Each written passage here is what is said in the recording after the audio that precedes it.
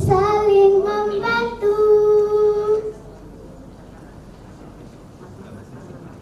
Assalamualaikum warahmatullahi wabarakatuh. Halo teman-teman, apa kabar? Dewan juri yang saya hormati, serta teman-teman semua, pada saat ini saya akan membawakan sebuah cerita berjudul Asal-usul Desa Tinggarjaya. Dengarkan ya teman-teman. Dahulu kala di sebuah desa ada sebuah rumah yang dihuni oleh seorang kakek beserta istri dan cucu lelakinya. Kakek tersebut bernama Tinggar, seorang kakek yang sangat sakti dan sangat baik. Pagi itu, mentari sudah keluar dari peraduannya. Sinarnya yang hangat menyebar dinginnya pagi. Burung-burung berkicau bersahut-sahutan menyambut hari yang baru. Cuit, cuit, cuit, cuit.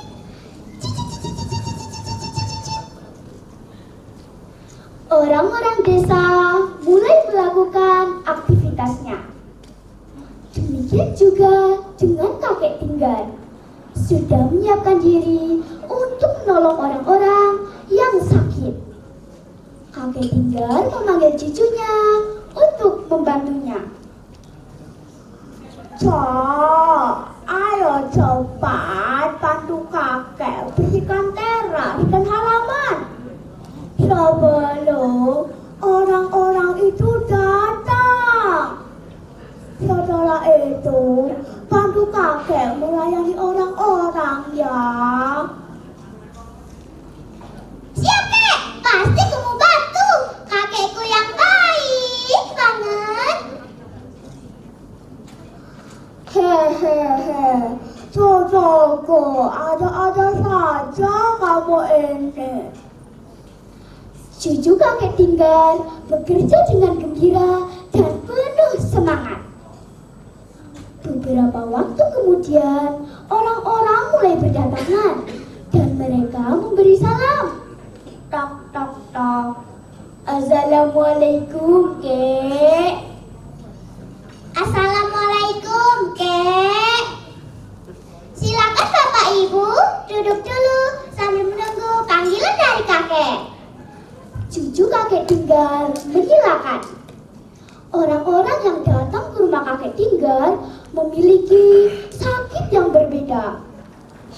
Kakek Tinggar mau menolong orang-orang tanpa membeda-bedakan keadaan mereka. Satu demi satu diobatinya dengan penuh kesabaran. Orang-orang yakin bahwa kakek Tinggar sanggup menolong sakit mereka. Hari sudah sore. Rumah kakek Tinggar sudah sepi. Kakek Tinggar melepas lelahnya dengan menikmati cangkir kopi dan singkong rebus.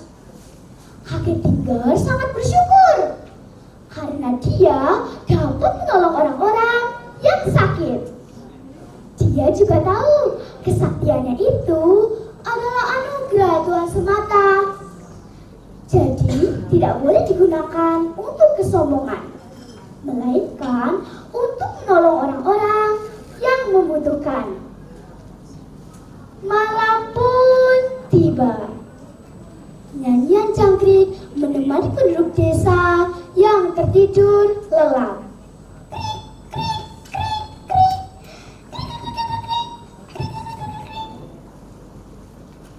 Pagi menjelang, kokok ayam membangunkan penduduk desa dari lelapnya.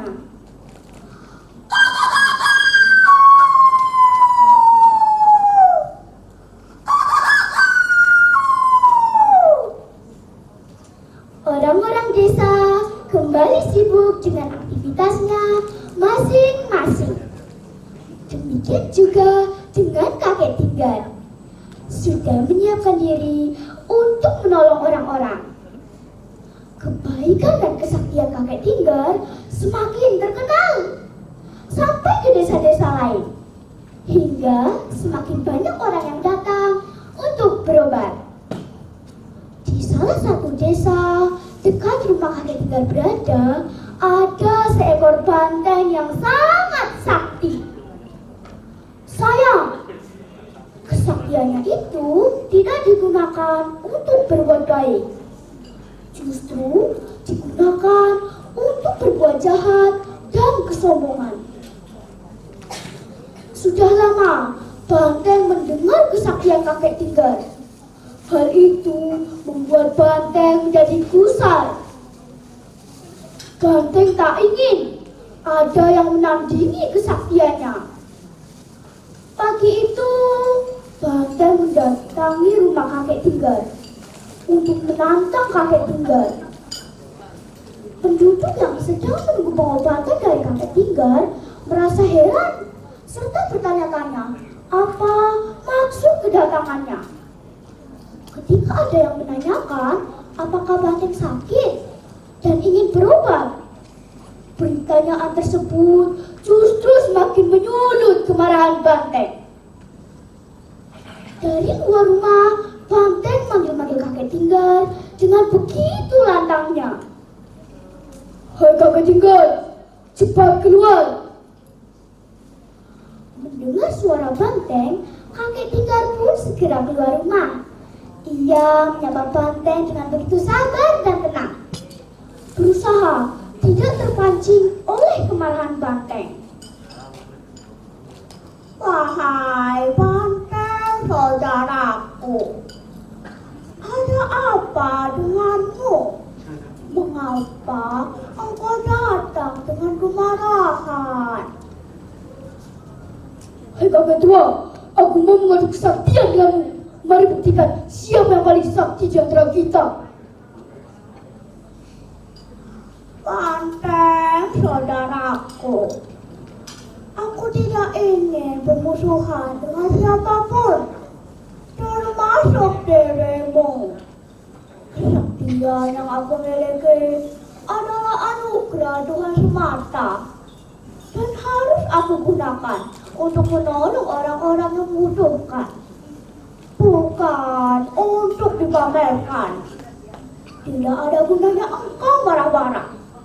Bergabunglah bersamaku menolong orang-orang itu, maka kesaktianmu itu akan berguna." Teman-teman, apakah banteng mau menerima nasihat kakek Tinggar? Ternyata tidak. Mendengar nasihat kakek Tinggar, banteng pun semakin marah. Dan dia berniat menantang kakek Tinggar untuk mengadu kesaktian 1 minggu lagi. Waktu terus berjalan. 1 minggu kemudian, banteng mendatangi rumah kakek Tinggar. Dengan suara yang lantang, banteng manggil-manggil kakek Tinggar agar mau melayani kemauannya. "Hai kakek tua, keluarlah kau. Mari buktikan siapa yang paling sakti di antara kita." Beberapa saat kemudian, kakek Tinggar pun keluar rumah. Ia tak terpancing oleh kemarahan banteng dan sikap banteng yang tidak sopan. Dengan penuh kesabaran, kakek Tinggar masih menasihati banteng agar tak memamerkan kesaktiannya. "Banteng, mengapa engkau datang lagi? Apakah engkau tidak mendengarkan nasihatku? Pulanglah dan jangan menantangku lagi." Namun nasihat kakek Tinggar tak dihiraukan oleh banteng. Nasihat itu justru semakin menyulut kemarahan banteng. Dengan tiba-tiba banteng mengeluarkan kesaktiannya. Kakek Tinggar terkejut dan berusaha untuk menghindar. Banteng terus mengerahkan kesaktiannya. Kakek Tinggal hanya menghindar dan menghindar.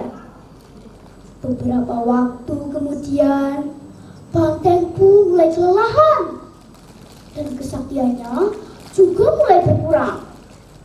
Namun masih berusaha untuk mengalahkan kakek Tinggar.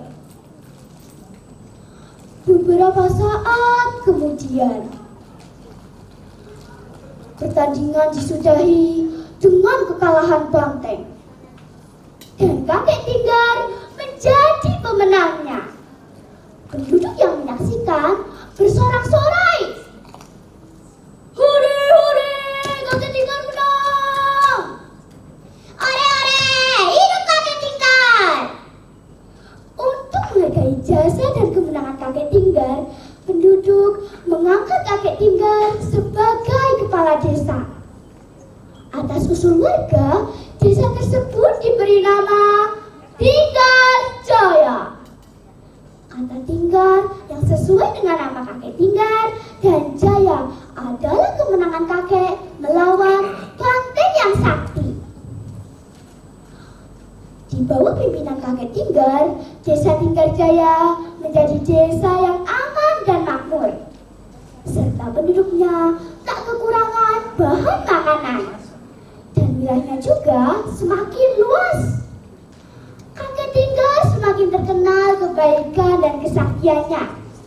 Namun kakek Tinggar tetap rendah hati. Beberapa tahun kemudian, kakek Tinggar meninggal dunia. Jasanya tetap dikenang oleh penduduk setempat.